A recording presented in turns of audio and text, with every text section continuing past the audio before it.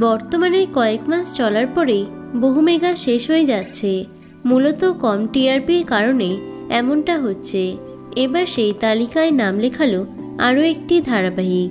এবারে শেষ হচ্ছে অনেকের প্রিয় কোন গোপনে মন ভেসেছে।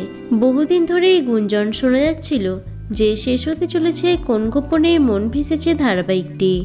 এবার বিষয়টি নিয়ে মুখ খুললেন শ্বেতাসহ ধারাবাহিকের অন্যান্য সদস্যরা। ইতিমধ্যে শ্রুতি আরাধিকার নতুন ধারাবাহিক জোয়ার ভাটার প্রোমো প্রকাশ্যে এসেছে। আর এই নতুন ধারাবাহিকের প্রোমো সামনে আসার পর থেকেই কোন গোপনে মন ভেসেছে শেষ হওয়ার গুঞ্জন আরও জোরালো হয়েছিল। এ বিষয়ে সবটা জানালেন ধারাবাহিকের কলাকুশলীরা। বৃহস্পতিবার একটি ভিডিও পোস্ট করতে দেখা যায় শ্বেতাকে। সেখানে শ্বেতাসহ বাকিদের বক্তব্য ছিল, আমরা এখনও খবর পাইনি শেষ হচ্ছে বলে, তাই আমরা মন দিয়ে কাজটা করছি।